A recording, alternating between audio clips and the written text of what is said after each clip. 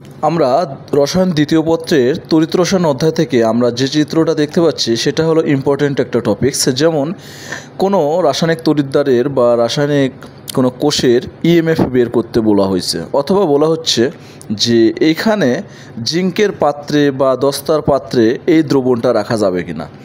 আমরা এই প্রশ্নে দেখতে পাচ্ছি যে একটা চিত্র দেওয়া আছে, সেখানে নিকেল নাইট্রেটের একটা দ্রবণ দেওয়া থাকবে আর পাত্রটা মনে করা হচ্ছে জিঙ্ক আছে।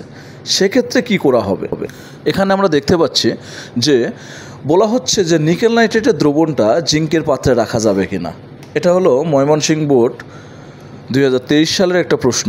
আচ্ছা, এমন প্রশ্ন তোমরা কমন পাবে। সেক্ষেত্রে তোমরা এখানে দেখবে যদি কোনো রাসায়নিক বিক্রিয়ার ইএমএফ ধনাত্মক আসে তাহলে বুঝবে সেই রাসায়নিক বিক্রিয়া স্বতঃস্ফূর্তভাবে ঘটবে, তাহলে সেই রাসায়নিক বিক্রিয়ায় সেই দ্রবণটা রাখা যাবে না। যদি ইএমএফের মান যদি নেগেটিভ আসে তাহলে সেখানে স্বতঃস্ফূর্তভাবে বিক্রিয়া ঘটবে না, তার কারণে সেখানে কিন্তু সেই দ্রবণটা রাখা যাবে। আমাদের রাসায়নিক বিক্রিয়ায় দেখতে পাচ্ছি যে এখানে ধনাত্মক মান আসছে ইএমএফের মান, তাই এই বিক্রিয়া রাখা যাবে না।